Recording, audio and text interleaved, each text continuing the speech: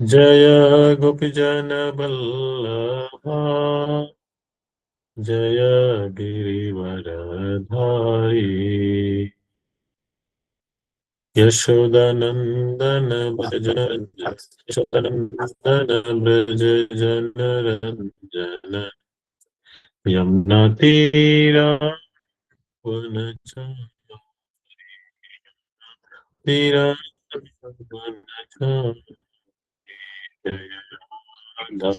माधवा जय कुंज बिहारी जय जन वल्लभ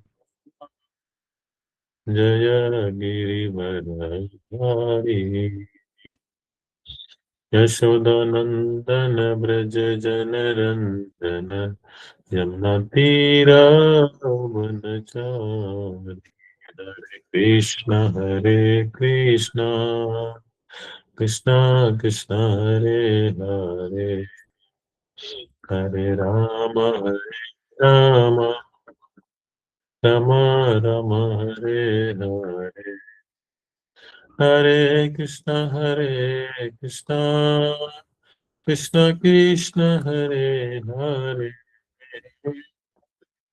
हरे राम राम राम हरे हरे हरे कृष्ण कृष्ण कृष्ण हरे हरे हरे राम राम राम हरे हरे जय राधा पार्वती राधा पार्वती राधा पार्वती श्री राधे कृष्ण बलराम कृष्ण बलराम जय कृष्ण बलराम जय गौरनिताय श्री श्री गौरनिताय जय सीताराम लक्ष्मण हनुमान सीताराम लक्ष्मण हनुमान जगन्नाथ बलदेवा सुभद्रा जय सुदर्शन जय जय प्रभुपाद जय श्रील प्रभुपाद जय जय गुरुदेव जय जय गुरुदेव निताय गौर हरि बोल हरि बोल हरि बोल निताय गौर हरि बोल गौतमानंदे हरि हरि नाम संकीर्तन की जय शंभु गौर भक्तवृंद की जय।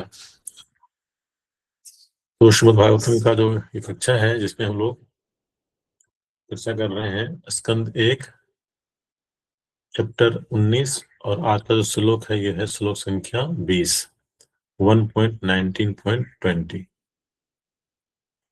तो ये जो श्लोक है इस प्रकार से है, मैं शेयर करता हूँ स्क्रीन, हम लोग श्लोक को रिसाइट कर सकते हैं, फिर हम लोग इस पर चर्चा कर सकते हैं।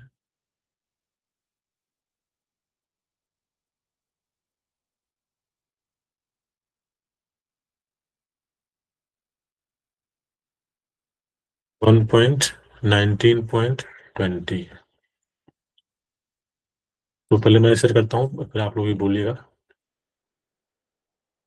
न वा इदं राजर्षि वर्य चित्रम् न वा इदं चित्रम् भवत्सु कृष्णं शमनुवर्तेषु भवत्सु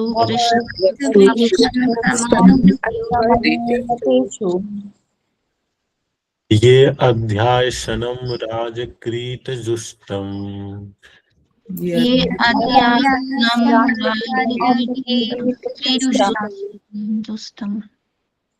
सद्यः जहु भगवत पार्श्वकामः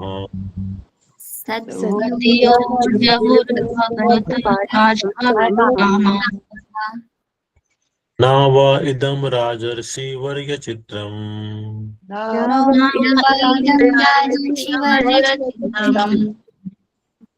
भवत्सु कृष्णं शमनुवर्तेषु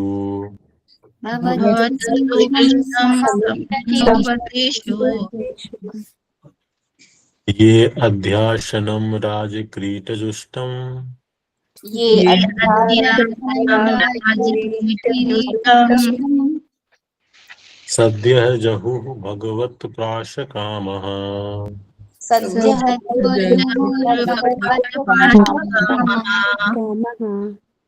न वा इदं राजर्षिवर्य चित्रम्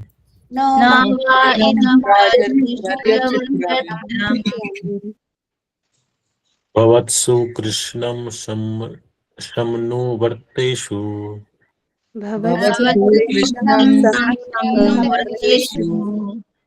ये अध्याशनं राजक्रीटजुष्टम् ये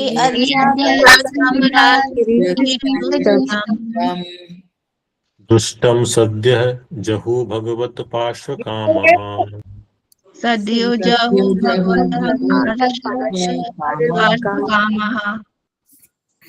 शब्दार्थ अनुवाद था तात्पर्य जगत गुरु प्रभुपाद की जय। जय। शब्दार्थ न तो वाह इस प्रकार इस प्रकार इदम यह राजर्षि राजाओं के ऋषि वर्य प्रधान चित्रम आश्चर्यजनक भवत्सु आप सबों को कृष्णम भगवान कृष्ण समनुवर्तेषु उस पथ पर दृढ़ रहने वालों को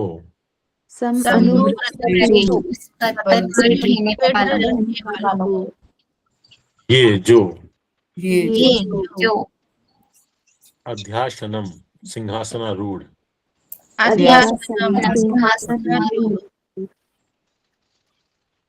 राजकिरीट राजमुकुट दुष्टम अलंकृत सद्यः शीघ्र जहु त्याग दिया भगवत भगवान पार्श्व कामा संगति प्राप्त करने का इच्छुक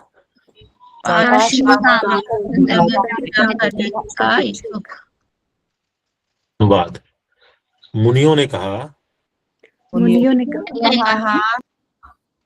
हे भगवान श्री कृष्ण की परंपरा का पालन करने वाले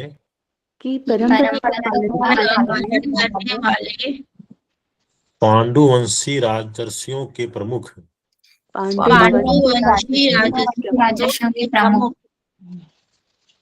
यह तनिक भी आश्चर्यप्रद नहीं है नहीं कि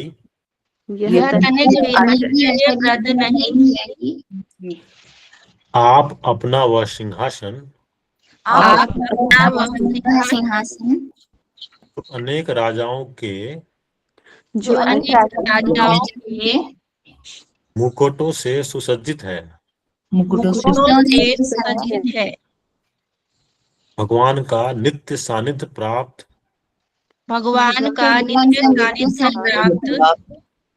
करने के लिए त्याग रहे हैं वहाँ जो उपस्थित मुनिजन थे जितने मुनि वहां पे आए थे सुनने के लिए किस तरह से महाराज परीक्षित जो है अपना जो भागवत इच्छा सुनने की इच्छा से वहां पर वो जो है आमरण अनशन कर रहे थे कि मरते जो अब 7 दिन में मरना ही है तो मुझे पूरा भागवत सुन करके मरना है।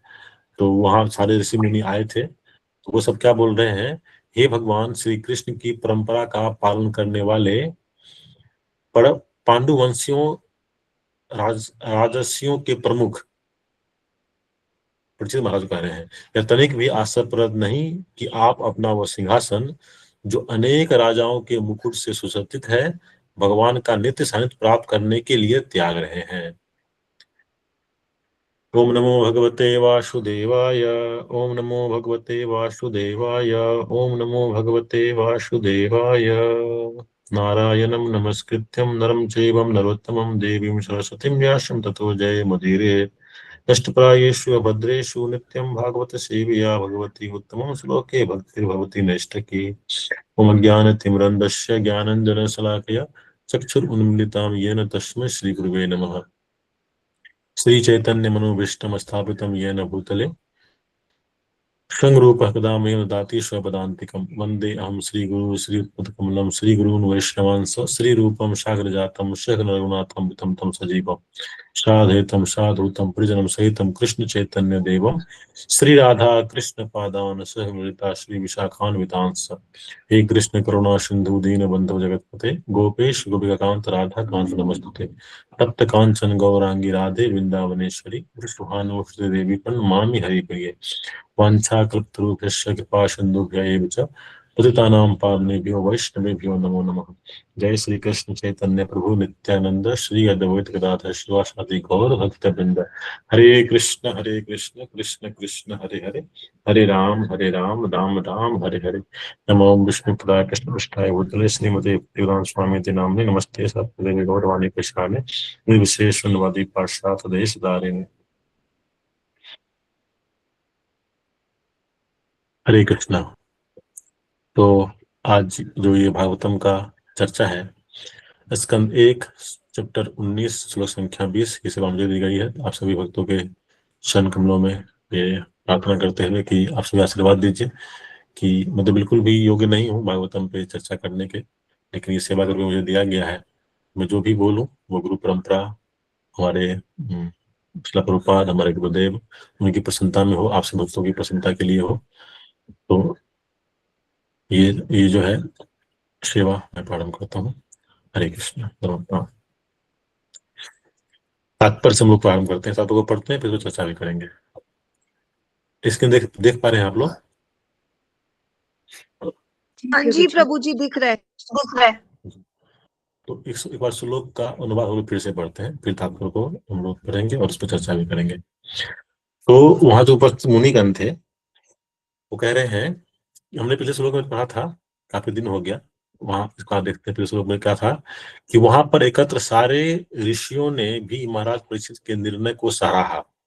क्या निर्णय लिया था उन्होंने निर्णय लिया था कि अब जो है मतलब कि उन्होंने सारा कुछ त्याग दिया था, उन्होंने अन्न जल त्याग दिया था और भागवत श्रवण करेंगे, क्योंकि 7 दिन में मृत्यु होने वाली है, तो तब तक जो है वही श्रवण करेंगे। तो उन्होंने इस निर्णय को सराहा, सारे ऋषियों ने सराहा, बहुत अच्छा। उन्होंने इस तरह से बोला, बहुत अच्छा, साधु साधु कहकर उन्होंने अपना अनुमोदन व्यक्त किया। स्वभावतः मुनिगण समान लोगों का कल्याण करने के लिए उन्मुख रहते हैं, क्योंकि उनमें परमेश्वर के सारे गुण पाए जाते हैं। अतएव वे भगवान के भक्त महाराज परीक्षित को देखकर अत्यंत प्रसन्न हुए और इस प्रकार बोले। तो इस प्रकार बोले, अब जो है जो मुनिगण बोले थे वो ये श्लोक में आ रहा है, श्लोक संख्या 20 में। वो मुनिगण क्या बोले? हे भगवान श्री कृष्ण की परंपरा का पालन करने वाले पांडुवंशी राजऋषियों के प्रमुख, यह तनिक भी आश्चर्यप्रद नहीं कि आप अपना वह सिंहासन जो अनेक राजाओं के मुकुट से सुसज्जित है, भगवान का नित्य सानिध्य प्राप्त करने के लिए त्याग रहे हैं। तो भगवान का सानिध्य प्राप्त करने के लिए, भगवान के भक्तों का सानिध्य प्राप्त करने के लिए हमें कितना भी अधिक से अधिक, यदि हमें कुछ हमारे पास है, धन है, ऐश्वर्य है, हमारा पद प्रतिष्ठा है, तो उसको त्याग देना चाहिए। ये श्लोक से जो ऋषि जो मुनिगण है, यहाँ पर इससे यह स्पष्ट हो रहा है कि इतने प्रतापी राजा, जिसमें जो है अनेक राजाओं को जीत करके उनका जो मुकुट से जो बना सिंहासन है उनको त्याग रहे हैं। क्यों त्याग रहे हैं? क्योंकि कुछ जो है कहते हैं कि परमार्थ के लिए, जो हायर कॉज के लिए, जो छोटा मोटा चीज है उसको त्याग देना चाहिए। और जो भौतिक जीवन है वो बिल्कुल तो तुच्छ है, क्योंकि ये कुछ समय के लिए है। हम कितना भी यहाँ पे एकत्रित कर ले, कितना भी हम धन एकत्रित कर ले, पद प्रतिष्ठा हम लोग बना ले, लेकिन वह क्या है, कुछ समय के लिए है। जैसे ही शरीर को हम त्याग करेंगे तो वो कुछ नहीं रहेगा उसमें। तो यदि हम भगवान का सानिध्य प्राप्त कर रहे हैं तो उसके जो है उसके लिए जो है इसको त्यागना चाहिए, ये पता चल रहा है श्लोक से। हम तात्पर्य को पढ़ते हैं। जो गुरु श्रील प्रभुपाद की जय। मूर्ख राजनीतिज्ञ जो प्रशासनिक पदों पर डटे हुए होते हैं सोचते हैं कि वे जिन अस्थायी पदों पर हैं वे जीवन की सर्वोच्च उपलब्धि है। प्रभुपाद जी पहले ही लाइन में देखिए कहते हैं ना कि फर्स्ट बॉल पे जो है सिक्सर लगाना, वही वाला बात यहाँ पर है।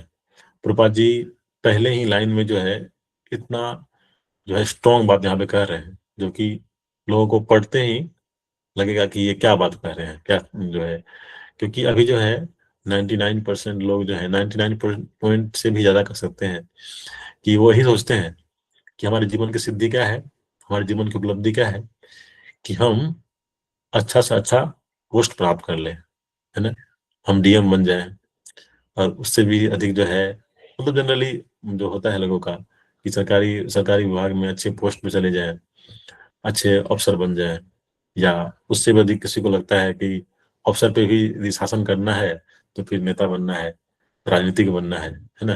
किसी विभाग का मंत्री बन गए तो उस मंत्री के अंदर जो है बहुत सारे जो कलेक्टर हैं, डीएम है, वो उनके अंदर कार्य करते हैं, उनके उनका बात मानते हैं, उनका आगे पीछे करते हैं।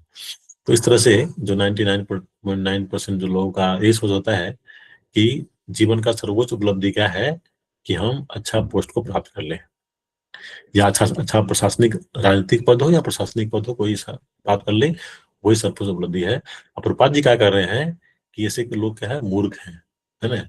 मूर्ख राजनीतिक जो प्रशासनिक पदों पर डटे हुए होते हैं सोचते हैं कि वे जिन अस्थायी पदों पर हैं वे जीवन की सर्वोच्च उपलब्धि है। और प्रभुपाद जी क्या कर रहे हैं कि अस्थायी भी कर रहे हैं, है ना। क्योंकि अस्थायी क्यों है, क्योंकि ये कब तक है, जैसे कि सरकारी विभाग में यदि आप वर्क करते हैं तो वो कब तक होगा, जब तक आपकी आयु 60 साल या 65 साल तक होगी। किसी किसी में 60 साल है और कहीं कहीं में 65 साल है, वो होगा। और यदि आप नेता आदि बनते हैं तो वहां पे उनकी सीमा तो नहीं है, लेकिन वह भी क्या है, हमारे जीवन, हमारा जो भौतिक जीवन है, हमारा शरीर है, उसका तो एक एक्सपायरी डेट है। गुरु महाराज कहते हैं कि जिस दिन हम लोग जिस दिन जो हम लोग सामान आदि खरीदते हैं तो उसमें क्या होता है, उसका डेट होता है, उसका एक्सपायरी होता है, वो लिखा होता है, वो फिट होता है। लेकिन इस तरह से हमारा शरीर भी जो है, हमारा जो जीवन है, इसका भी एक्सपायरी डेट होता है। वो हालांकि एक्सपायरी डेट को पता नहीं चल रहा है, वो पता नहीं है, लेकिन होता तो है ही। मेरी आवाज आप लोग क्लियर आ रही है ना, एक बार कंफर्म कीजिएगा। जी प्रभु, ऐसा हो रहा था अभी। अभी ठीक है ना, क्लियर है प्रभु। क्लियर है। हरे कृष्ण। क्योंकि मुझे यहाँ पे थोड़ा सा और जहाँ पे कह रहे हैं कि ये सब क्या है, ये सभी जो है ये मूर्ख, जो मूर्खता पूर्वक ये इस तरह का जो है सोच है। आगे बढ़ते हैं, आई कह रहे बाबा जी, अतएव वे उन पदों पर जीवन की के अंतिम क्षणों तक चिपके रहते हैं। उन्हें इसका ध्यान कहाँ कि मुक्ति प्राप्त करने करके भगवत धाम में भगवान के पार्षदों में से एक पद प्राप्त करना जीवन का सर्वोच्च उद्देश्य है। तो जीवन का सर्वोच्च उद्देश्य क्या है, रूपा जी यहाँ पे क्लियर कर रहे हैं कि जीवन के अंतिम क्षणों तक कह रहे हैं कि उनको उन्हें इनका ध्यान कहाँ है, उनका ध्यान, उन्हें इनका ध्यान नहीं है। किसका ध्यान नहीं है, कि मुक्ति प्राप्त करके भगवान धाम में भगवान के पार्षदों में से एक पद प्राप्त करना जीवन का सर्वोच्च उद्देश्य है। जीवन का सर्वोच्च उद्देश्य जो है भगवान के धाम में भगवान के नित्य सानिध्य प्राप्त करना, भगवान के पार्षदों के साथ उनकी सेवा करना, भगवान की सेवा करना, भगवान के सेवकों की सेवा करना, ये जो है जीवन का मुख्य उद्देश्य है, प्रमुख उद्देश्य है। ये इसका ज्ञान, इसका भान उनको नहीं हो पाता, इसलिए वो प्रवाद कर रहे हैं कि वो सब क्या है, मूर्ख है। मनुष्य जन्म इसी के लिए मिला है, किसके लिए मिला है, कि हम जीवन के हम अपने जो हमारा जो हमारा उद्देश्य है उसको प्राप्त करना। परम उद्देश्य क्या है, हम भगवान के धाम को जाकर के भगवान के पार्षदों का सेवा करना, भगवान के सेवकों का सेवा करना, ये जीवन का मुख्य उद्देश्य है। जीवन का मुख्य उद्देश्य ये नहीं है कि हम अच्छा जो है अच्छा हम जो है डिग्री लें, अच्छा हम जॉब लें, अच्छा घर बनाए, अच्छा जो है जीवन यापन करें, क्योंकि वो टेम्पररी है, ये जीवन का मुख्य उद्देश्य नहीं है। ये लोग समझ नहीं पाते हैं, इसलिए बाबा जी उनको मूर्ख कह रहे हैं। तो जाय कहते हैं मनुष्य जन्म इसी के लिए मिला है। भगवान ने भगवद गीता में हमें कई बार आश्वस्त किया है कि सनातन भगवत धाम वापस जाना सर्वोच्च उपलब्धि है। तो भगवद गीता में भी कई बार जो है भगवान इस चीज का यहाँ पर अलग अलग श्लोकों के माध्यम से ये हमें बताते हैं कि हमारे जीवन का जो सर्वोच्च उपलब्धि है वो क्या है, भगवत धाम को प्राप्त करना, वहां पे जाना। यद धाम यत गत्वा न निवर्तन्ते तद धाम परमम मम, जहां पर जाने के बाद जो है वापस हम नहीं आते हैं, हम वापस से इस जन्म मृत्यु जरा व्याधि में नहीं फंसते हैं। इसलिए जो है हमारे जीवन का जो लक्ष्य है हमें उसके लिए प्रयास प्रयास करना चाहिए। तो यदि हम इसको देखें, अभी का जो हमने पढ़ा ऊपर का 3-4 लाइन को हम लोग 3-4 लाइन जो हम लोग देखे, तो इसमें क्या है कि ये लोग आखिर क्यों ऐसा ऐसा करते हैं, क्यों रटे रहते हैं, जो जिनको जीवन के मुख्य लक्ष्य के बारे में पता नहीं है, वो क्यों अपने पद प्रतिष्ठा पे चिपके रहना चाहते हैं। वो चाहते हैं कि हम सुखी रहें, हम हमेशा जो है वो सुखी रहे, हम दुख नहीं चाहते। तो गुरुनाथ कहते हैं कि जिस तरह से हम दुख नहीं चाहते फिर भी दुख आता है, उसी तरह से हम सुखी जो है सुख भी उस तरह से आएगा। कोई व्यक्ति नहीं चाहता है कि हम अपने जीवन में दुखी हो, लेकिन दुख तो आता है। उसी प्रकार सुख भी जो है आपके चाहने आना चाहने से नहीं आता। और कई ये भी कहा गया है कि सुख जो है वास्तव में, जो कि भगवान स्वयं कह रहे हैं कि दुखालय और शाश्वतम, ये जो भौतिक जगत है वो क्या है, दुखालय, दुख का घर है। तो यहाँ पे सुख की प्राप्ति कैसे कर सकते हैं? तो वही जब दुख कभी कम होता है तो लगता है कि सुख है। जैसे कि बहुत बहुत कोई कष्ट में है और थोड़ा कष्ट कम हो गया तो लगता है कि सुखी अवस्था में हो गए, तो वो लगता है। वास्तव में क्या है, सुख है नहीं। सुख भगवान के धाम में है, वहां पे नहीं जाएंगे तो हम भगवान के पार्षदों से के साथ मिलकर के हम सेवा में नहीं लगेंगे, तब तक सुख पे कोई प्रश्न ही नहीं उठता है। तो इसलिए भगवान जो है वो गीता में इसलिए कई बार कहते हैं कि जीवन का जो सर्वोच्च लक्ष्य है वो क्या है, भगवत धाम को वापस जाना है। और इसी चीज को बताने के लिए इस कलयुग में भगवान श्री कृष्ण स्वयं आते हैं। और स्वयं तो आते ही हैं और अपने आने से पहले अपने बहुत सारे पार्षदों को भेजते हैं। और उसमें से जो सबसे दयालु, जो सबसे जो है करुणामयी, जो भगवान के पार्षद या स्वयं भगवान ही कहिए, वो क्या है, नित्यानंद प्रभु। हमने अभी कुछ समय पहले, आज आज संडे है ना, आज संडे है तो बस आज से पिछले संडे से एक दिन पहले सैटरडे को हमने नित्यानंद चतुर्दशी हमने मनाया। हम देखते हैं कि नित्यानंद प्रभु जो है वो कितने अधिक दयालु है। जब दगाई बधाई बधाई जो है को जब वो इस तरह से बता रहे थे कि आप भगवान का नाम लीजिए, भगवान जो है कृष्ण जो है हमारे परम पिता है, वही जो है परमेश्वर है, उनका नाम लीजिए, आप जितना भी आपका जो पापमयी कार्य है वो सब कुछ क्षमा करके आपका उद्धार करेंगे। तो वहां पर क्या होता है, वो मटका से उसको मार देते हैं। मटका से जब मार देते हैं तो उनके सर से, उनका शरीर तो दिव्य है, उसमें हमारा जिससे हमारा शरीर जो है वो ब्लड मांस आदि से बना हुआ है, लेकिन भगवान का शरीर तो सत्यनारायण स्वरूप है। लेकिन फिर भी चूंकि वहां पर लीला के रूप में वो दिखाते हैं कि उनके शरीर से, उनके सर से जो है खून टपक रहा है। और उस समय प्रभु क्या बोलते हैं, ये बोलते हैं कि आपके मारने से मेरे सर में जो खून निकल रहा है, जो पीड़ा हो रही है, यह पीड़ा जो आपका दुखमय जीवन है उसको मैं देख करके उस पीड़ा से बहुत कम है।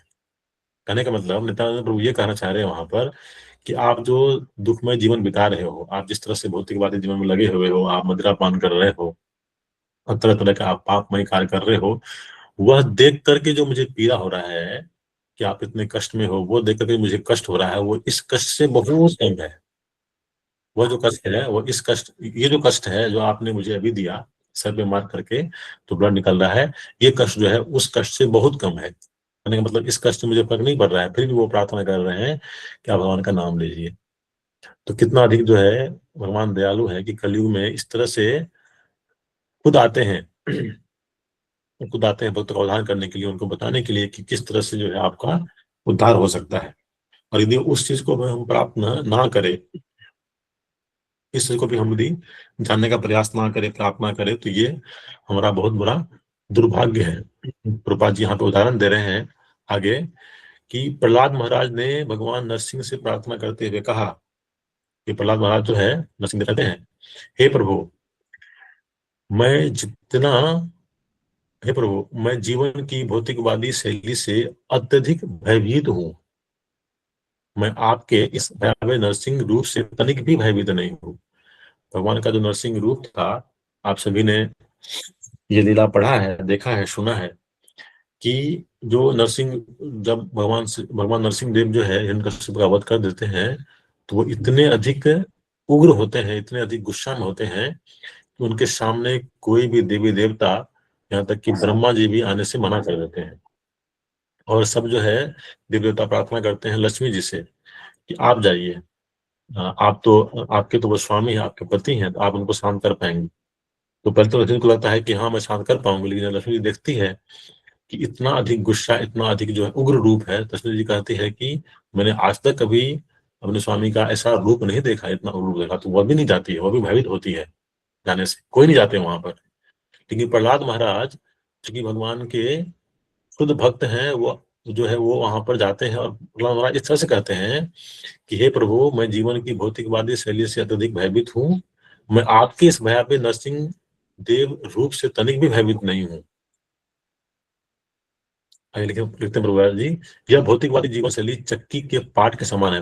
प्रहलाद महाराज का यहाँ पे प्रसंग दिया जा रहा है, चक्की के पाठ के समान है। चक्की का जो पाठ होता है, वहां क्या होता है, वहां पे सब कुछ पीसा जाता है, जिसके द्वारा हम कुचले जा रहे हैं। जिस तरह से चक्की का पार्ट जो है वो अपने बीच में आने वाले सब चीज को पीस देता है, वो सब चीज को कुचल देता है, उस तरह से हम क्या हो रहे हैं, कुचले जा रहे हैं। कहाँ पर, इस भौतिकवादी जीवन शैली में।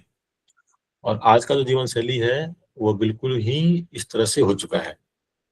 हम जीवन की उत्ताल तरंगों से भयावह भंवर में गिर गए हैं। अतः हे भगवान, मैं आपके चरण कमलों में प्रार्थना करता हूँ कि आप मुझे सेवक के रूप में अपने नित्य धाम में वापस बुला लें।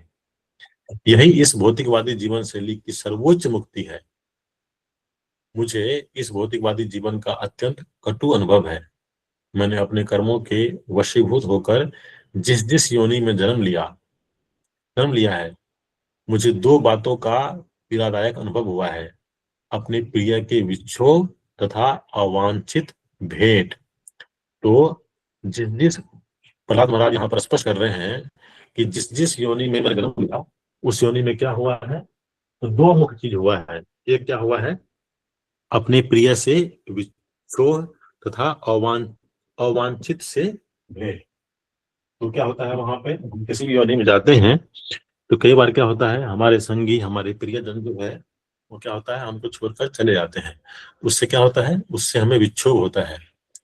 और अवांछित से भेंट, हम जो नहीं चाहते हैं वह भी हमें मिलता है। जिस तरह से हम जो है दुख के लिए प्रयास नहीं करते हैं, लेकिन दुख तो आता ही हमारे जीवन में। कोई व्यक्ति ऐसा नहीं है जो दुख के लिए प्रयास करता है कि मुझे कोई बीमारी हो जाए या कोई कष्ट हमारे जीवन में आ जाए, कोई इस तरह से प्रयास नहीं करता है। लेकिन वो आता है कि नहीं आता है, निश्चित रूप से आता है। दुख जो है हर के जीवन में आता ही है, जबकि कोई इसके लिए प्रयास नहीं कर रहा है। तो हर जीवन में, हर योनि में हम अलग अलग शरीर प्राप्त करते हैं। अलग अलग शरीर में हमें ये दो चीज मिलता ही मिलता है, अपने प्रिय से विच्छोह और अवांछित भेंट। अलग अलग तरह के दुख, अलग तरह के कष्ट, अलग अलग तरह की पीड़ा इस तरह से मिलती है। तो ये प्रहलाद महाराज कह रहे हैं कि मुझे दो बातों का पीड़ादायक अनुभव हुआ है। क्या, अपने प्रिय से विच्छोह तथा अवांछित से भेंट। इनके इनके प्रतिकार के लिए मैंने जो उपचार अपनाए। अब देखिए, इसके आगे देखिए ये लाइन जो कितना महत्वपूर्ण है। क्योंकि लोगों को लगता है कि हम अधिक धन कमा लेंगे, अधिक बड़े पोस्ट पे पहुंच जाएंगे, अच्छा जो है हम अपना संचय कर लेंगे, तो क्या होगा, हम इन चीज से बच जाएंगे। किस चीज से, जो हमारे जीवन में कष्ट आ रहा है उनसे बच जा रहे हैं। और प्रहलाद महाराज जो कि महाभागवत है, यहाँ पे क्या कह रहे हैं, इसको हम लोग पढ़ते हैं, सुनते हैं। इनके प्रतिकार के लिए, प्रहलाद महाराज कह रहे हैं कि इनके प्रतिकार के लिए मैंने जो उपचार अपनाए, वे खुद रोग से अधिक भयावह निकले। जो उपचार निकाले वह और भी भयावह निकला। इसलिए कहा जाता है कि भौतिक जीवन जो है, भौतिक जगत जो है वो क्या है, दलदल के समान है। दलदल में क्या होता है कि आप जितना अधिक निकलने के लिए प्रयास करेंगे, जितना अधिक आप हाथ पांव चलाएंगे, उतना अधिक उसमें आप फंस जाएंगे, उतना अधिक उसमें और आप नीचे जाएंगे। इसीलिए कह रहे हैं भौतिक जीवन भी ऐसा ही है। तो इसलिए भौतिक जीवन में हम जो कुछ भी प्रयास करते हैं, जो भी हम भौतिक प्रयास करते हैं, वो क्या होता है, वो और अधिक दुख देने वाला और अधिक भयावह होता है। कहने का मतलब यदि हम प्रयास करके, अभी जैसे कि मान लीजिए उदाहरण के रूप में ले सकते हैं, इसका उदाहरण तो हम सभी के जीवन में है, लेकिन छोटा सा एक दृष्टांत यहाँ पे देने का प्रयास करते हैं। जैसे कि मान लीजिए कोई, जैसे हम देखते हैं कि जो व्यक्ति गांव में रहते हैं उनका बिल्कुल सिंपल सा जीवन है, उनका अपना छोटा सा लैंड है, वो खुद से खेती करते हैं, उन्होंने गाय पाल रखा है, गौ सेवा करते हैं, खेती करते हैं, और वो आराम से है सुख जीवन पूर्वक जो है जीवन व्यतीत कर रहे हैं।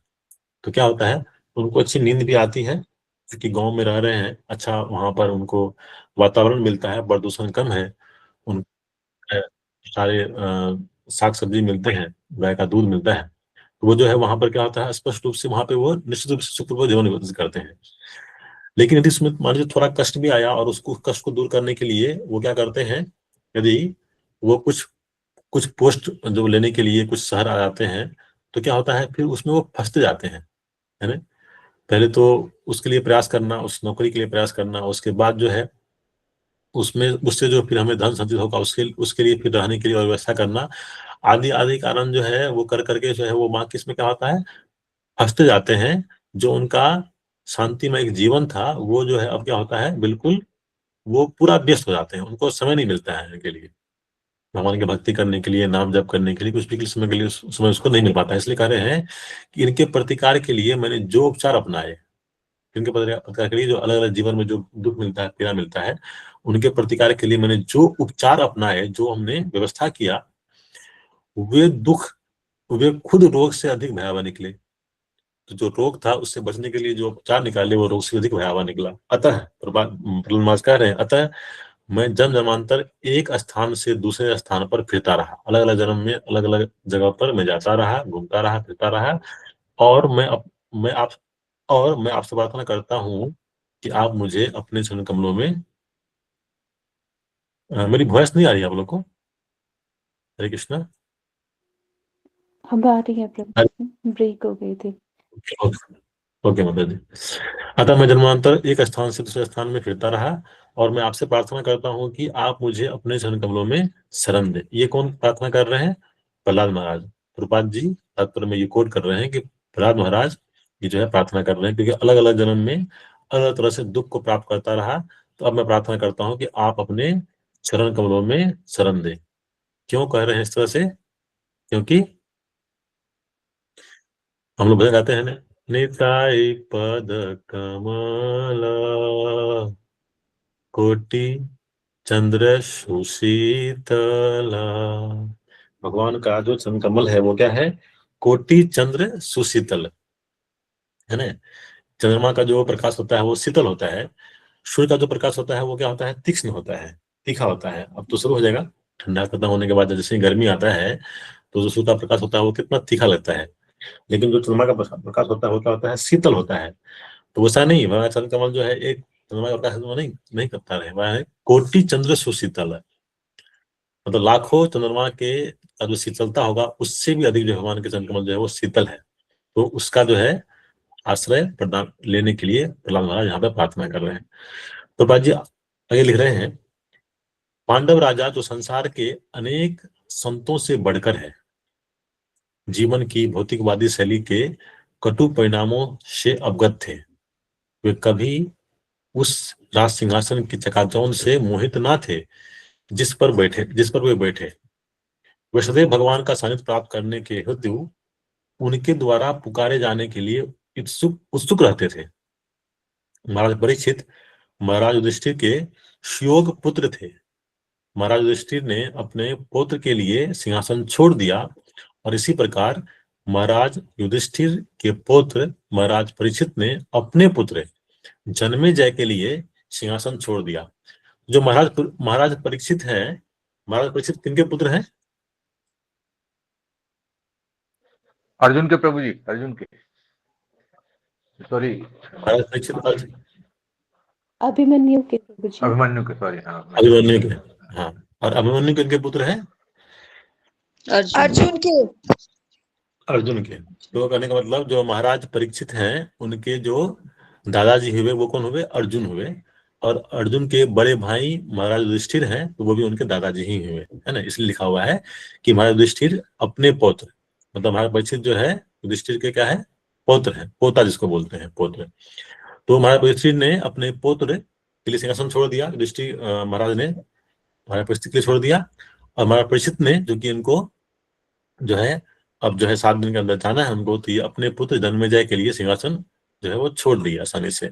इस वंश में सारे राजाओं को का ऐसा ही रिवाज था, क्योंकि वे सभी कृष्ण की परंपरा का पालन करने वाले थे। तो यही चीज जो है हमारे वास्तव में हमारा जो जो सनातन धर्म है उसमें जो है भगवान भी यही बोलते हैं, है ना, जो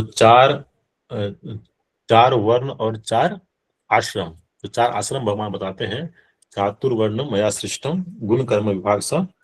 तो ये 4 वर्ण हो गया, और जो 4 आश्रम भगवान बताते हैं कि ब्रह्मचारी, गृहस्थ, वानप्रस्थ और सन्यास, ये जो है यदि हम ये आश्रम का पालन करते हैं तो हम वास्तव में जो है हम धीरे धीरे भगवान के नजदीक हो पाते हैं। यदि हम पहले 25 साल तक ब्रह्मचर्य का पालन करें, 25 से 50 गृहस्थ, 50 से 75 जो है वो वानप्रस्थ, और 75 से 100 सन्यास। मतलब यदि 100 का आयु ले तो अभी तो आयु कम हो गया है, 60 यदि 70, 80 या 60 तक भी ऐसा हो गया है तो उसके रेस्ट्री में कर सकते हैं। तो उस तरह से करते हैं तो भगवान के धीरे धीरे क्या होते हैं, नजदीक होते हैं। ठीक, अभी क्या होता है उसका उल्टा होता है, जैसे जैसे और आयु बढ़ता है तो लोगों को लगता है किस तरह से जो है हम चीजों को पकड़ के रखें, है ना। मतलब कहीं कहीं जो जिनको इसी पता नहीं है, जिनको जीवन के सिद्धि के बारे में, जीवन के लक्ष्य के बारे में पता नहीं, वो ऐसा करते हैं कभी कभी। इस कारण से क्या होता है उनका और दुर्गति होता है, फिर उनके जो परिवार के जन होते हैं वो तरह तरह से जो है उनको प्रताड़ित करते हैं कि ये बूढ़े हो गए, जाने वाले हैं, फिर भी जो है हर चीज पे अपना अधिकार जमाए हुए हैं। मतलब अपने बच्चों को वो पूरा जो है इंडिपेंडेंट नहीं देते, नहीं छोड़ते इस तरह से, तो वो और भी परेशान होते हैं। तो ये बात हमें जानना चाहिए। प्रभुपाद जी यहाँ पे कह रहे हैं, इस तरह भगवत भक्त कभी भी भौतिकतावादी जीवन की चकाचौंध से मोहित नहीं होते, और वे निष्पक्ष भाव से झूठे भ्रामक भौतिकवादी जीवन के विषयों से अनासक्त रहते हैं। तो जो भौतिकवादी, जो भगवत भक्त होते हैं, जो भगवान के भक्त होते हैं, जो भक्ति में आगे बढ़ना चाहते हैं, वो कभी भी भौतिकवादी जीवन के चकाचौंध से मोहित नहीं होते हैं, क्योंकि ये सब क्या है, टेम्पररी है। ये बाहर से दिख रहा है कि हमें सुख देने वाला है, लेकिन वास्तव में जब इसके पास हम पहुंचेंगे, इसको हम प्राप्त करेंगे, तो ये सुख नहीं देगा, ये और बड़े दुख का कारण बनेगा। हम छोटे से अपने दुख को दूर करने के लिए यदि हम इसमें और भौतिकवादी जीवन में फंसते हैं तो हम और क्या है, दलदल के समान है, हम इसमें और अधिक फंस जाते हैं, और हम सुख के वजह हम इसमें और दुख को प्राप्त करते हैं। इसलिए कभी भी जो है इसके चकाचौंध में नहीं फंसना चाहिए। क्या कह रहे हैं, निष्पक्ष भाव से झूठे भ्रामक भौतिकवादी जीवन के विषयों से अनासक्त रहते हैं। इसलिए जो है जो भौतिकवादी जीवन है उससे, उसमें जो है भक्तों की आसक्ति नहीं होती है, उससे वो अनासक्त रहते हैं। तो यहाँ पर जो इस श्लोक के माध्यम से बता रहे हैं कि किस तरह से, प्रभुपाद जी बता रहे हैं किस तरह से जो हमें इस जीवन में प्रयास करना चाहिए कि हम जो है भगवान के नजदीक जाए, भगवान के हम नजदीक पहुंचे। भगवान के नजदीक पहुंचने के लिए सबसे उत्तम क्या है, सबसे उत्तम है भगवान के भक्तों का संग। भगवान के भक्तों का संग यदि हम करते हैं तो क्या होता है कि हमें अपने जीवन के लक्ष्य के बारे में धीरे धीरे जो है उसके लिए हम प्रयास करते हैं। पता तो हमें चल जाता है, जैसे कि हम जैसे ही हम थोड़ा भक्ति में आते हैं तो हमारे जीवन का क्या उद्देश्य है हम इसको जान जाते हैं, इसका लक्ष्य क्या है हम उसको जान जाते हैं। लेकिन जानने के बावजूद भी कई बार हम उतना प्रयास नहीं करते हैं। क्यों नहीं कर पाते, क्योंकि केवल जान जाना मात्र अभी के समय में जो है वो सफिशिएंट नहीं है। सफिशिएंट क्यों नहीं है, क्योंकि बाकी आप जो 24 आवर हम कार्य करते हैं, हम बाहर जाते हैं चाहे पढ़ाई करने के लिए, जॉब करने के लिए, बिजनेस करने के लिए, तो वहां पे लोगों को जीवन के का जो मुख्य लक्ष्य है उसके बारे में प्राप्त नहीं है। तो वो जो कार्य करते हैं, भौतिकवादी कार्य में लगे होते हैं, तो हम भी उससे क्या होते हैं, प्रभावित होते हैं। हमें भी लगता है कि हमें भी यही कार्य करना चाहिए, है ना। संगत से गुण होता है, संगत से गुण जाते से हम लोग सुनते भी हैं।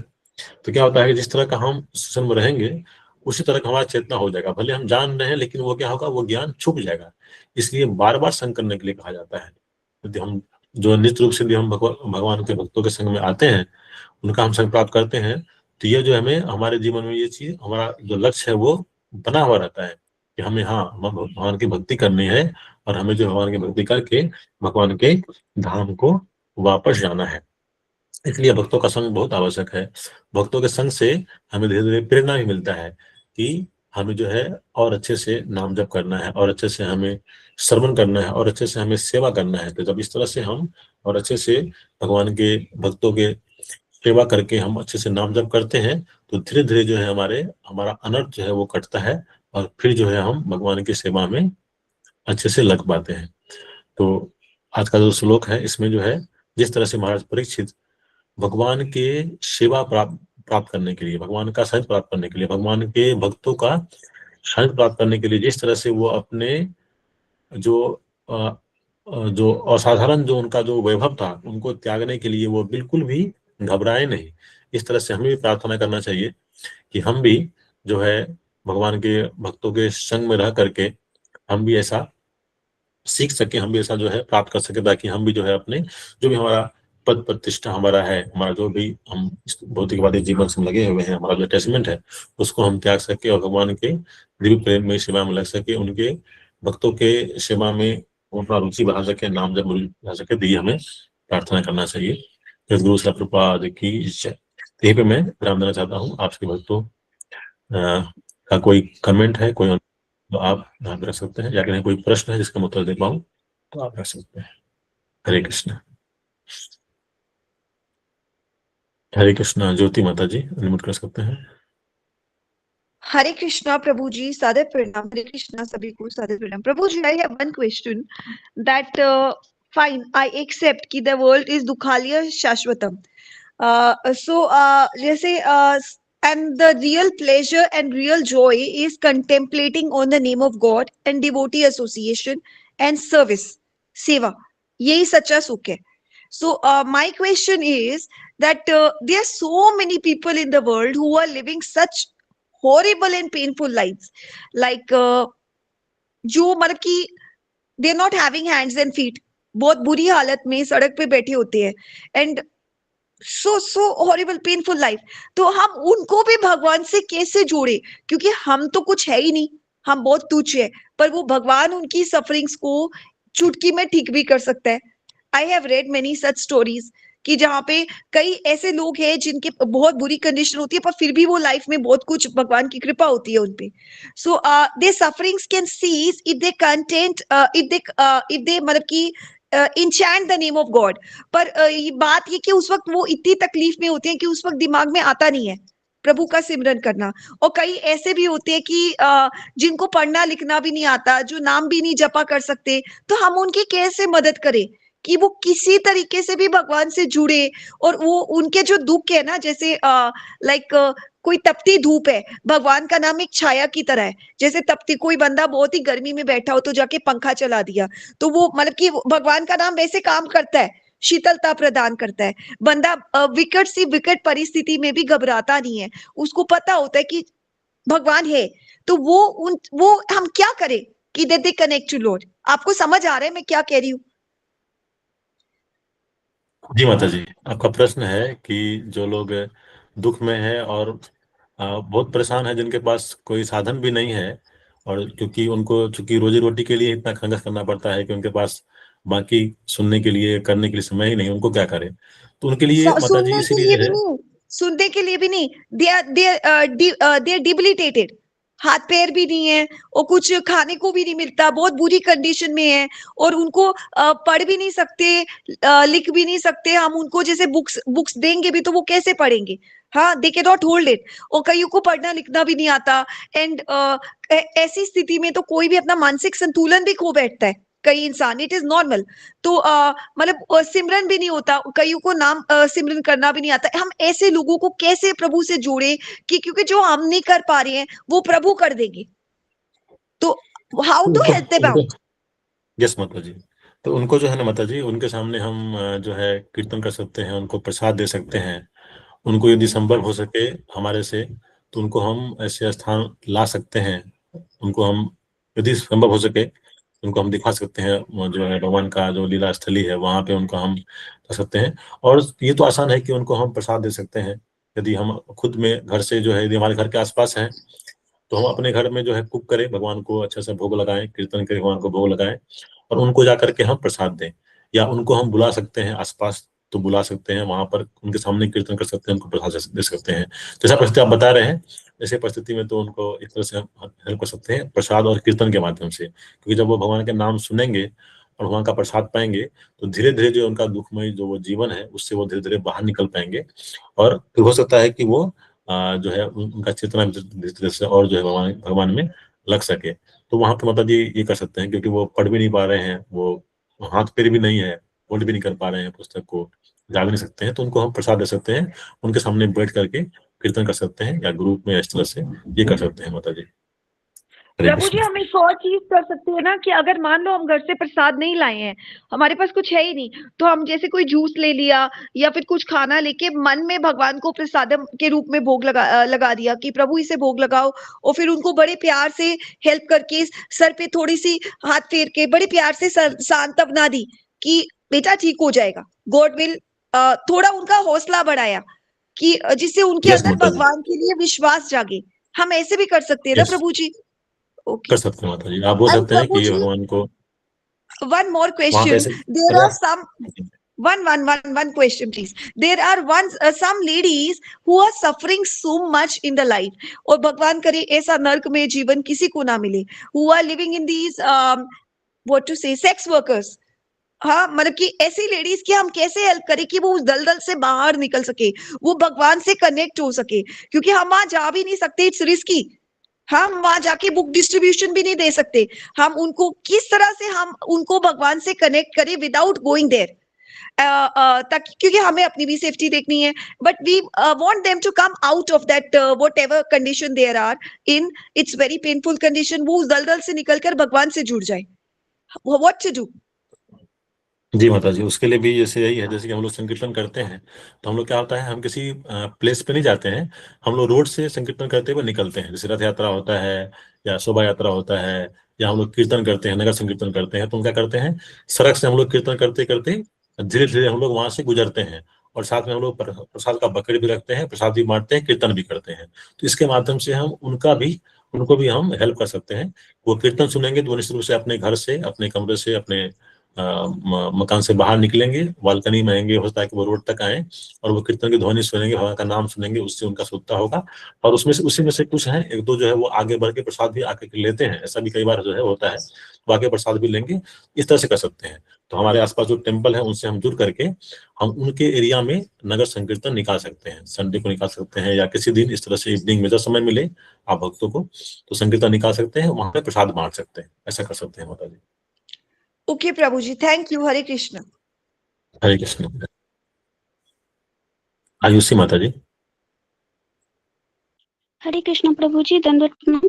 प्रभु जी, तात्पर्य में लिखा था कि हम मूर्खों की तरह भौतिकवादी पद को प्राप्त करने के लिए प्रयास कर रहे हैं। तो हम जब पढ़ लिख रहे हैं तो कोई पोस्ट मिल जाए इसलिए हम पढ़ रहे हैं, तो क्या ना पढ़े, मतलब कंफ्यूजन हो जाता है।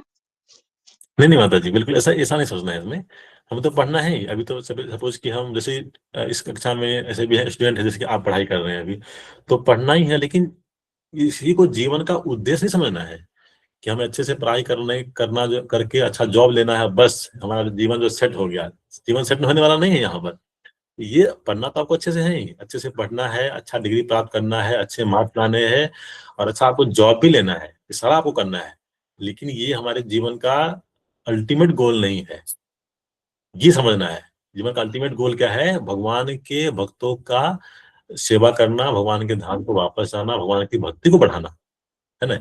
वो जैसे कि माता जी ने भी कहा, देखिए यदि आपके प्रश्न को और माता जो ज्योति माता जी का प्रश्न था उसको जोड़े तो क्या हो रहा है, अब कुछ लोग ऐसे हैं जिनका 24/7 जो है टाइम जा रहा है केवल खाने पीने के लिए, किस तरह से वो सर्वाइव कर सके यहाँ पर। उनके पास खाने के लिए जगह नहीं, खाने के लिए उसके पास अन्न नहीं है, भोजन नहीं है, पहनने के लिए वस्त्र नहीं है, रहने के लिए घर नहीं है। तो अब वो कैसे कर पाएंगे भगवान की भक्ति? संभव नहीं है उनसे। उनको तो पहले खाना चाहिए, फिर कपड़ा चाहिए, फिर उनको रहने के लिए घर चाहिए, तभी वो भगवान की भक्ति कर पाएंगे। तो हम भी ये प्रयास करें कि भगवान हमें उन चीजों के लिए उतना अधिक मेहनत ना करना पड़े। जैसे आप अच्छा जॉब प्राप्त लेंगे, अच्छा पोस्ट पे जाएंगे, तो क्या होगा कि आप 7 घंटा 8 घंटा आप जॉब करेंगे, उससे आपको पर्याप्त मात्रा में धन मिलेगा, उससे आप अपना सेवा भी करेंगे, अपने फैमिली का भी सेवा करेंगे, और बाकी अपने समाज का भी सेवा कर सकते हैं। उससे आप घर पे कीर्तन रख सकते हैं, आप प्रसाद डिस्ट्रीब्यूशन कर सकते हैं, उससे आपका भी कल्याण हुआ, बाकी का भी कल्याण हुआ।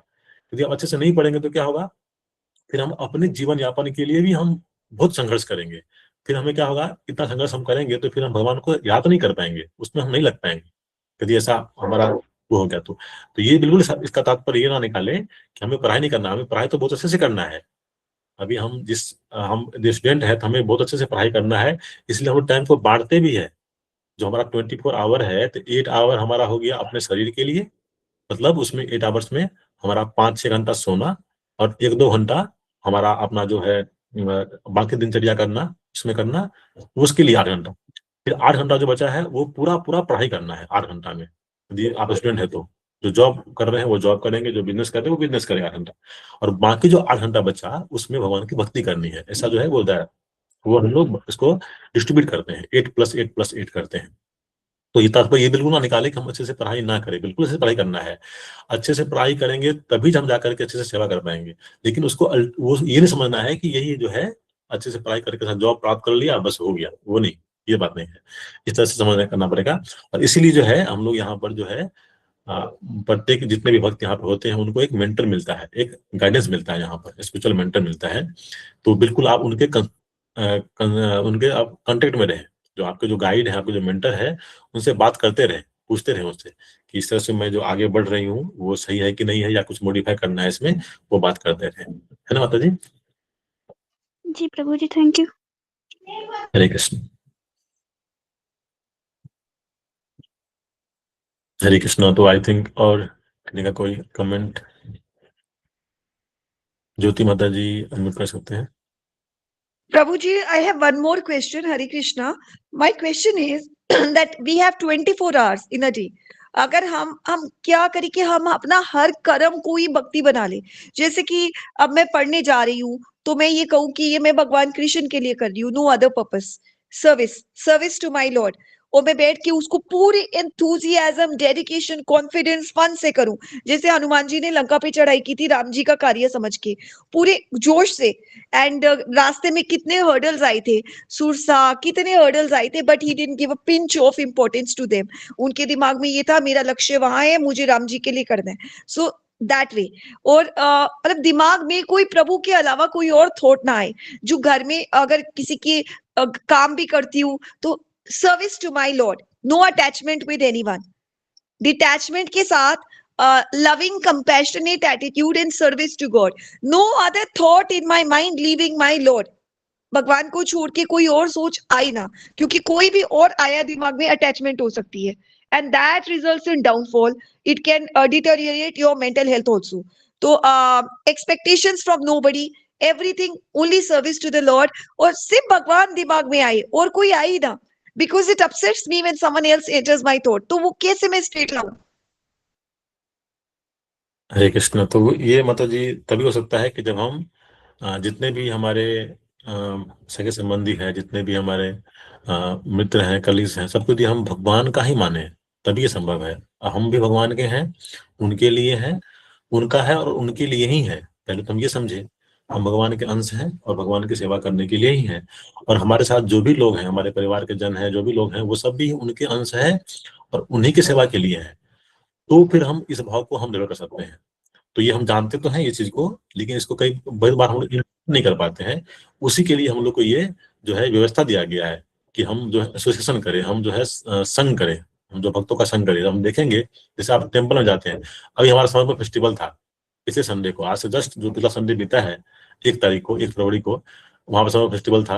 अंजू माता जी भी आई थी वहां पर, बहुत सारे भक्त वहां पे आए थे, सुषमा माता जी आई थी, सविता माता जी आई थी जो हमारे ऑनलाइन टीम से, और बहुत सारे भक्त वहां पे हमारे ऑनलाइन टीम से आए थे। तो वहां पे देखे कि सभी लोग सेवा में लगे हुए थे। तो वो क्या समझे, अब हमसे जो बहुत सीनियर जो प्रभु जी हैं, जो 25-30 साल से इस्कॉन मंदिर में जो है वो है सेवा कर रहे हैं, वो लोग जो है हमारे लिए वहां पे जो है वो कर रहे हैं, वो प्रसाद बांट रहे हैं, तो कोई रूम बुक कर रहे हैं, कोई जो है गिफ्ट पैक कर रहे हैं, गिफ्ट दे रहे हैं, इस तरह से अलग अलग सेवा में वो लगे हुए हैं। तो वो लोग किस तरह सेवा कर पा रहे हैं? तो बताइए, वो 2-3 दिन से तैयारी कर रहे हैं और संडे को सबके लिए जो है वो कार्य कर रहे हैं। तो उनका 24/7 का जो है उनका जो माइंड है वो भगवान में लगा हुआ है। उनको पता है कि भगवान के ये भक्त हैं, भगवान का नाम जप करते हैं। तो उनके लिए प्रसाद तैयार करना, उनके लिए जो है गिफ्ट पैक करना, उनके लिए अलग अलग तरह से अरेंजमेंट करना, उनके लिए रूम बुक करना, तो उनका जो है पूरा पूरा जो कार्य है 24/7 जो भगवान के ही लगा हुआ है।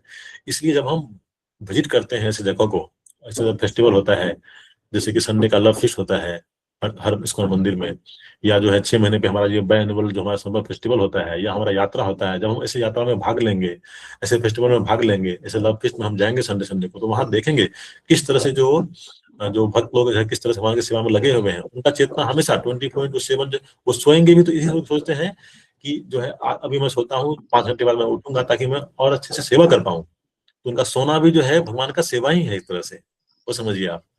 तो उनका 24 आवर जो है भगवान का सेवा में उस तरह से हो जाता है। तो ये बात तो हम जानते हैं कि भगवान के लिए ही है। अब इसको हम प्रैक्टिकली देखते हैं भक्तों के संग में जाकर के, इसलिए हमें ये अवसर को हमें अपनानी चाहिए। हम जब ये अवसर मिले हमें इस्कॉन टेम्पल आसपास का सेंटर है वहां पे जाकर के हम देखें कैसे प्रैक्टिकली इस चीज को लोग भक्त वहां पे कर पाते हैं, तो हम जो है अपने जीवन में भी कर पाएंगे। है ना माता जी? हरे कृष्ण। ठीक है प्रभु जी, हरे कृष्णा, धन्यवाद। हरे कृष्ण। माता जी एक चैट बॉक्स में एक मैसेज लिखी है, बहुत सुंदर लिखी है। गुरु महाराज बहुत अच्छा वर्ड्स बताते हैं इसके लिए कि लोलियम मीन्स लालच, जैसे हम धन के लिए लालची हैं वैसे भगवान के लिए होना चाहिए। हाँ, भगवान के लिए, भगवान के भक्तों की सेवा के लिए जो यदि हम इस तरह से अपना लालच बढ़ाएंगे, लोलियम एकम अति मूल्यम, है ना। इसका एक समय तो 8 बज गया, मैं 2 मिनट लेता हूँ। और एक बहुत सुंदर कथा आता है नरसिंह देव का, उसमें क्या है, मैं बहुत शॉर्ट में बोलता हूँ, नाम वगैरह मुझे कभी याद नहीं आ रहा है। तो उसमें क्या है, कथा में आता है कि भगवान के भक्त होते हैं नरसिंह देव के, तो वो जंगल चले जाते हैं। जंगल जाकर के सोचते हैं कि वहां पे एकांत में भजन करेंगे, तो वहां पे एक शिकारी आता है। वो कहता है कि आप जंगल में क्या कर रहे हैं, आप तो साधु महात्मा लग रहे हैं।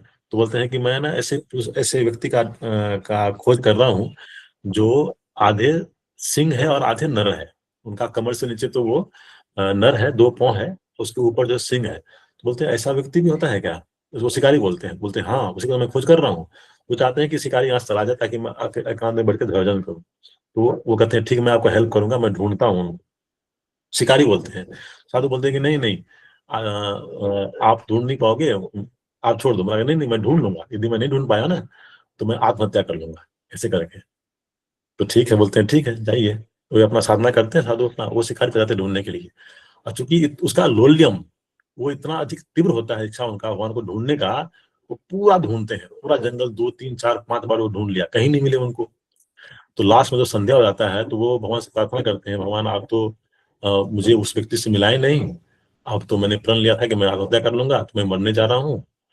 इस तरह से उनका हम जो रस्सी होता है, शिकारी का रस्सी होता है जनरली जानवर को बांधने के लिए, वो रस्सी पैर में बांधते हैं और अपना फंदा लगाते हैं उसमें, और फिर प्रार्थना करते हैं। तो भगवान ने दिया, यही आपकी इच्छा है कि मैं आत्महत्या कर लूँ, आप वो व्यक्ति मुझे मिला नहीं, तो मैं जा रहा हूँ। जैसे ही वो आंख बंद करके उसमें सर डालते हैं तो सामने जो है नरसिंह देव प्रकट हो जाते हैं। बोलते हैं आप मुझे ढूंढ रहे हैं?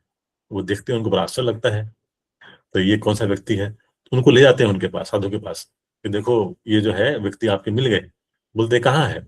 और जो वो साधु वो देख नहीं पाते हैं, वो हमारे के बहुत बड़े भक्त हैं, भगवान की भक्ति आराधना करते हैं, वो देख नहीं पाते हैं। और शिकारी उनको बांध के ले जाते हैं नरसिंह देव को। बोलते हैं मैं देख नहीं पा रहा हूँ उनको। तो नरसिंह देव बात करते हैं, वो सद पाद पद उनका नाम है, मुझे नाम याद नहीं आ रहा है। बोलते हैं कि तुम मुझे देख नहीं पा रहे हो क्योंकि तुम्हारे में वो लोलियम नहीं है, और इसके अंदर जो है, ये शिकारी के अंदर जो इतना लोलियम था कि मैं नहीं मिला तो ये आत्महत्या कर रहा था।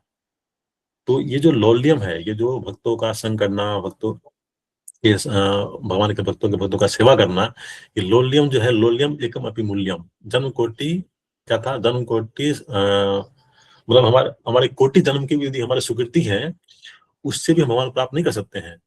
जैसे बात कर सकते हैं लोलियम एकम अपि मूल्यम, यदि हमारे पास भगवान को प्राप्त करने का लोलियम है, लालसा है, लालच है, तब हम प्राप्त कर पाते हैं। तो माता जी बहुत सुंदर मैसेज गुरु महाराज ने यहाँ पे लिखी है, मुझे याद आया, ये दृष्टांत मैंने कोट किया।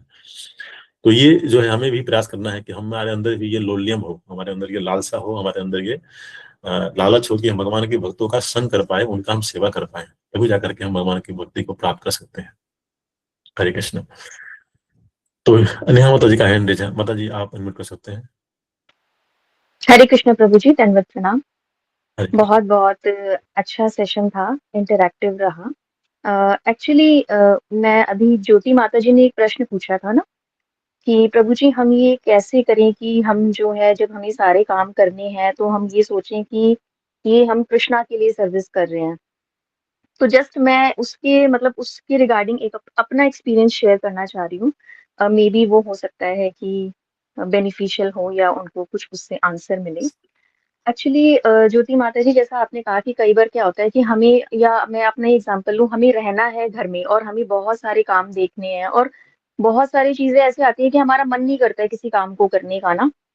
तो उस टाइम पे what I do is every morning when I finish this session, इस सेशन के खत्म होने के बाद मैं लॉर्ड कृष्णा को थैंक यू करती हूँ और एवरी मॉर्निंग आई से दिस थिंग कि आज दिन भर में जितने भी काम आएंगे मेरे पास, चाहे वो घर का हो चाहे वो बाहर का हो, मैं ये मानूंगी कि ये ड्यूटी मेरी असाइन करी है कृष्णा ने पूरे दिन के लिए।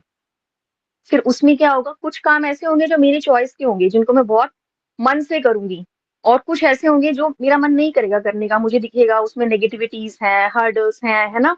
और बहुत सारे लोग हैं वो जज करेंगे, सही कहेंगे गलत कहेंगे, but I have to do, करना है मुझे ये काम ना, क्योंकि कृष्ण खुद कहते हैं कि कोई भी प्राणी ना कर्महीन नहीं रह सकता। तो इस चीज को डील करने के लिए ये मेरा अपना एक छोटा सा मतलब एक्सपीरियंस है। एवरी मॉर्निंग इस सेशन को खत्म होने के बाद मैं प्रभु को थैंक यू करती हूँ और एक सेंटेंस मैं खुद को बोलती हूँ कि आज दिन भर में कृष्णा जितने भी ड्यूटीज आप मुझे दोगे वो मैं ये मान के करूंगी कि आपने मेरे को वो दिन भर का टाइम टेबल दिया है। और फिर एवरी नाइट जब when we wind up our day, उस टाइम पे मैं ये देखती हूँ कि मैंने आज क्या परफॉर्म कर पाई मैं और क्या मेरा रह गया। तो like that, like I deal with this situation, क्योंकि हमें कर्म तो करने ही है, अपने फर्ज तो हमें पूरे करने ही हैं, तभी हम अपने कर्म का अकाउंट जो है वो नलीफाई कर पाएंगे यहाँ पर ना।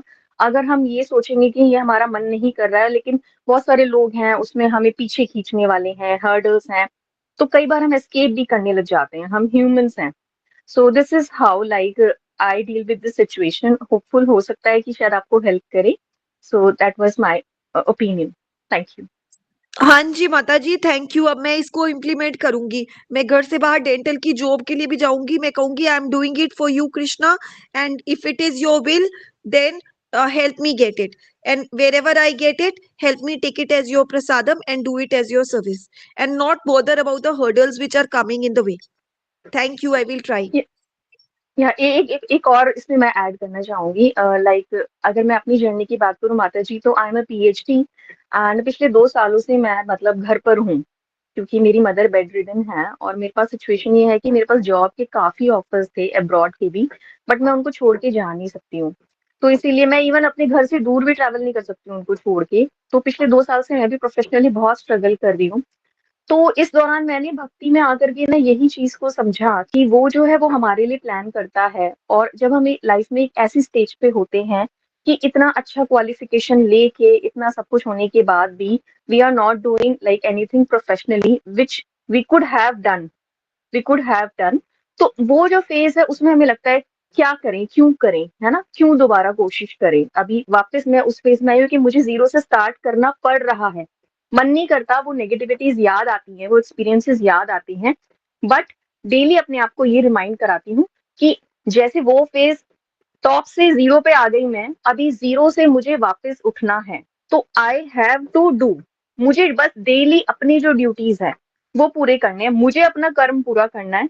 कोई एप्लीकेशन निकली है तो मुझे वो फॉर्म फिल करना है, उसके बाद कृष्णा जाने वो होगा नहीं होगा, वो कृष्णा की इच्छा है, उसको करना है नहीं करना है वट मैंने उसको समर्पित कर दिया अपना कर्म, क्योंकि आई कैन नॉट से कि मैंने कोशिश नहीं की।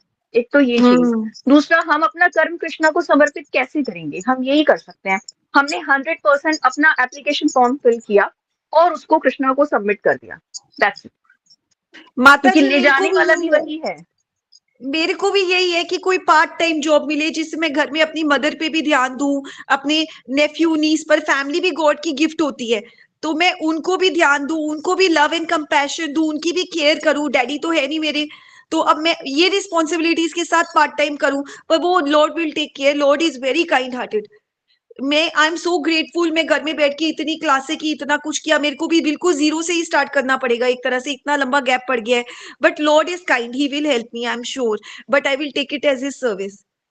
ओके, थैंक यू माता जी। आप और माता जी, कभी if you feel like, because more or less I am also going a similar kind of situation, as I said ना, my mom she is bedridden and I also have to take care of all the responsibilities. तो उसके रहते ना, I can not look for those jobs which are regular और जो बाहर हैं, where for which I have to stay outside. So if you feel like you can talk to me sometimes, because वो होता है ना, भक्तों का संग है, अपने जैसा अपने जैसी की बात समझ सकता है। एटलीस्ट कुछ भी नहीं तो इंसान को एक समझ आता है कि चलो मोटिवेशन ही मिलता है किसी से बात करके, या आपने अपना ऊज आउट कर दिया, नेगेटिविटीज ही रिलीज कर दिए, या इंसान ये देखता है कि मैं अकेले नहीं हूँ, मेरे जैसे और भी हैं, लाइक दैट। तो माता जी, तो आई कभी डोंट हैव आपको योर लगे कॉन्टैक्ट नंबर, आप मुझे इस नंबर पे ना हरे कृष्णा भेज देना, then I will contact with you. Okay, thank आपका यू। नंबर मुझे आपका नंबर मुझे कहाँ से मिलेगा? इसी ग्रुप में होगा, मैं लिख देती हूँ चैट में। अच्छा, ठीक ठीक ठीक ठीक, श्योर श्योर, हाँ ठीक ठीक, आई विल। लिख थैंक देती यू हूँ माता जी, अभी भाग्यश्री लिख रही मैम, हूँ, माता जी, श्योर लिख श्योर, दिया। समझ गई मैं। Thank you, thank you all, thank you, thank you, thank you प्रभु जी, हरे कृष्णा। हरे कृष्णा। थैंक माता यू जी माता जी, लिख दी बहुत है, सुंदर लिख आपने। दी है। जी माता जी। तो नहीं माता जी, आप ले सकते हैं, आप ज्योति माता जी से बात कर सकते हैं, और क्लास के बाद भी किसी और टाइम में भी। तो हम यहीं पे वाइंड अप करते हैं सेशन। शिव भक्तों के लिए हरे कृष्णा हम लोग महामंत्र चैंट करेंगे। हरे कृष्णा हरे हरे कृष्णा कृष्णा हरे कृष्णा कृष्णा हरे हरे हरे हरे हरे राम राम हरे हरे राम राम राम हरे हरे। गुरु प्रभुपाद की जय। जय जय जय निताय निताय गौर हरि हरि हरे बोल। हरे हरे बोल। Thank you Hare devotees. Krishna प्रभु जी दंडवत प्रणाम। हरे कृष्ण प्रभु जी दंडवत प्रणाम। सर्वस्य कृपा सिंधु जपति का नाम की जय।